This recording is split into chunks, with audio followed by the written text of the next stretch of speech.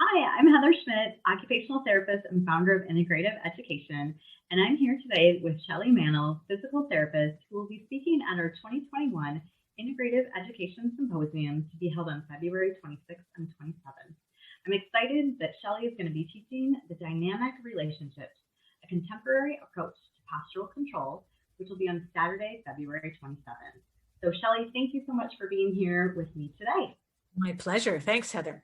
Yeah, I would first like to just start with the question of helping people to get to know your area of expertise and your background, how you got interested in postural control. You can give us a little bit of information on yourself. Well, I have been a pediatric physical therapist for almost 35 years. And not long out of school, I had the opportunity to work on a study group out of McMaster University in Hamilton, Ontario, which is not far from where I live, and it's where I went to school. And the study group was working on the validation of the GFM outcome measure. So I sat in the room with a great number of very experienced, very wonderful clinicians for months and months and months. And I didn't really have very much to say because I was a brand new clinician. So I just sat around and listened to all of these great discussions as we talked about the GMFM. And a lot of the conversations that we had essentially came down to sort of how much movement a child could do versus how well they could do it.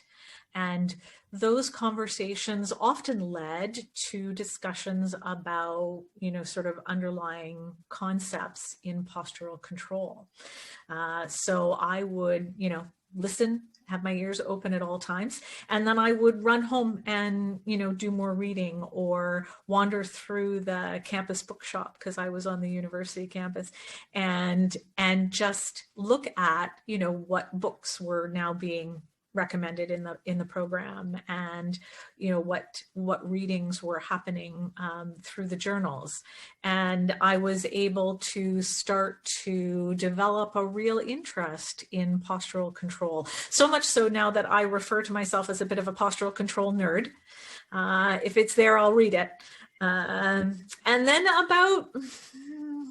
probably about trying to think, maybe about 5 or 6 years after I graduated, I stumbled across Shumway Cook and Woolacott's text on motor control, translating evidence into clinical practice.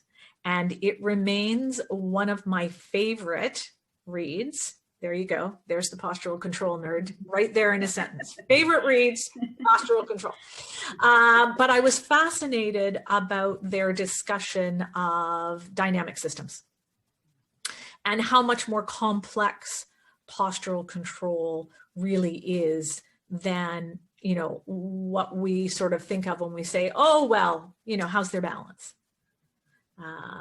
So that was sort of the start about how I got drawn into the dark web of postural control and all things postural control related. Wonderful. You sound, I love that you called yourself a postural control nerd. Wonderful. Well, can you tell us a little bit more in particular about this course that you are doing at the symposium and what folks can expect as far as information and the flow and, kind of your teaching style, some of those things? Sure. This course actually grew out of a course that I wrote when we here in Ontario, Canada, locked down the first time in March of 2020. I had a little bit extra time on my hands. So I actually did something that I have often thought about, but not ever had the time to do, was I wrote an 8-week course on postural control. Imagine spending 8 weeks on postural control. I was in heaven. So I wrote an 8-week course, and I wrote it so it could be delivered online, which I hadn't really done before, was deliver something specifically that was going to be offered online. But my goal was to give clinicians a sense of mastery over the material that I was going to present with regards to the dynamic systems that I think are involved in postural control and the connections between them. And of course, my other goal with that was that I wanted to see if we could replicate online the sense of group or the sense of connection that you make with other people on a live course. And I felt that if we had a small group who was meeting twice a week for 8 weeks, that we would get a sense of group and a sense of shared purpose, and we could create relationships with each other. So we did that. We had a great time. I had a lovely, dedicated group of clinicians who hung out with me for all of the summer, and we did that. But one of their comments was, this was great. The 8 weeks is great, but it was a big commitment for those therapists. Like, we were all in different time zones. We had 3 countries and 4 continents. So there were people who were sort of, getting up very, very early in the morning to join us, and all sorts of different phases of, COVID craziness. So then it occurred to me that perhaps I also needed to write an accompanying course. The 8-week course obviously has assignments, it has literature reviews, it has readings, it has it has discussion, it has all sorts of things that are on options when you have a greater time, but not everyone can manage 8 weeks at a time. So I decided to take what I felt were the most salient points of each system and put it into this 1-day format. So the goal of the 1 day is definitely not mastery of the material. It really functions now as a primer on 13 different components that contribute to postural control and how they are interconnected as dynamic systems. Each section has a little bit on, basics and theory and neurobiology, and there are basics of assessment, and there is some application to treatment as well for each one of those sections. So we go through, and so it is an information-heavy day. that is one of the things that and I say that so that people understand that that is the intent of the day. And it's hard when it's online. So we all have to be prepared to sort of move our bodies and make sure that we take our breaks and do what we need to do. And again, it's a great thing. You're online. You can stand up and, do jumping jacks or sit on a therapy ball or do whatever you want to do while you are learning. But it is quite a long, intense day. And so those sections range everywhere from, we have a conversation about the components of muscle tone and how emotional regulation fits in with our discussions on postural control, to things that are perhaps more traditional when we talk about, the musculoskeletal components. But in each one of those, there tends to be sometimes a focus on a special topic that is perhaps particularly challenging. So when we talk about musculoskeletal components, we often talk about stiffness and joint range of motion, but I think it's important to talk about kids with hypermobility. And so we have a discussion, with regards to those children in that section. And When we talk about anticipatory postural control, of course, I talk a lot about the dynamic core for kids approach, which I developed with Julie Wiebe, who is an adult PT in California, extraordinaire. And so that approach to understanding anticipatory postural control and what that means, and also how we can create and address that in the clinic. So we run all the gamut for all of those pieces, all the way to things, some of the sensory systems, which it was one of the impetuses, I think, to taking my sensory integration, that the deeper I got into my study of postural control, the more I was unsatisfied with what I knew about sensory systems and postural control and sensory integration theory. And that's saying something, I think, because I have some very good friends who are excellent OTs, and they have taught me a lot over the years. But I was still, in my being, I still had a lot of ifs. But what if? But what about this? And what about that? So taking my sensory integration helped me. I still have a lot of what ifs, probably more what ifs now than before, but there you are. That is the nature of learning. But I feel like I have a better grasp of the contributions of the vestibular system and the visual system and the proprioceptive and the tactile systems to postural control, and how they contribute to what the postural control literature actually refers to as internal representations of how we, sort of how we create a sense of our body and how it moves through space, and also, which also includes a cognitive component. But that sense of internal representation also creates our stability limits, which is why it's so important for postural control. So we run the gamut of all of that in a day, and hopefully it provides some insight and some basic information to which systems are important and how they all fit together and how they impact one another.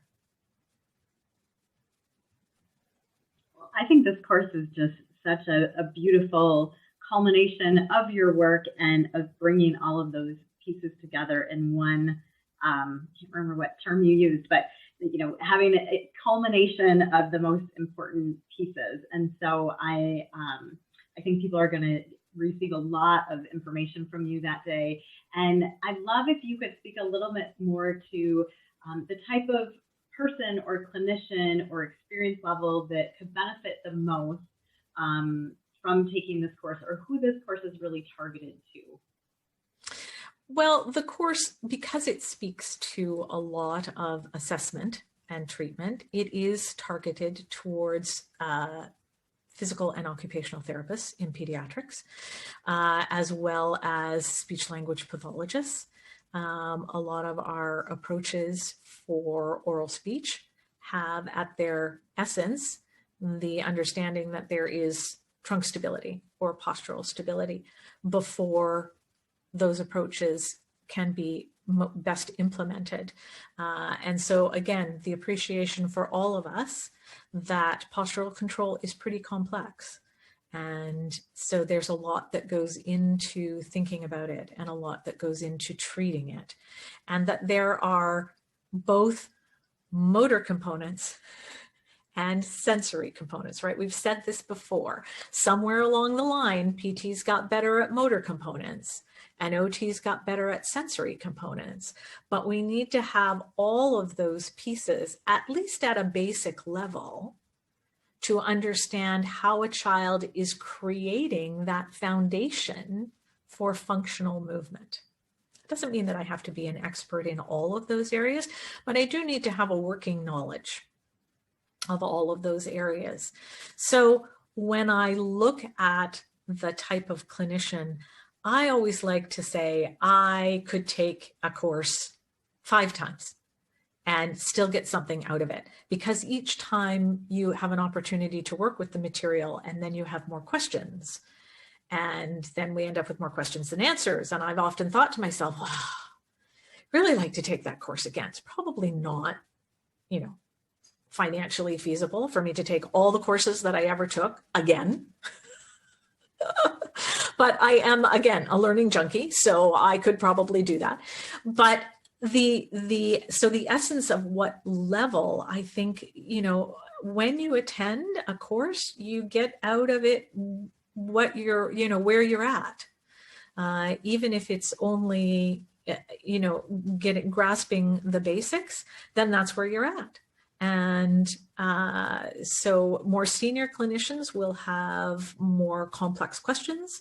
They'll have more pictures in their head as we're talking about the clients that we're talking about in particular.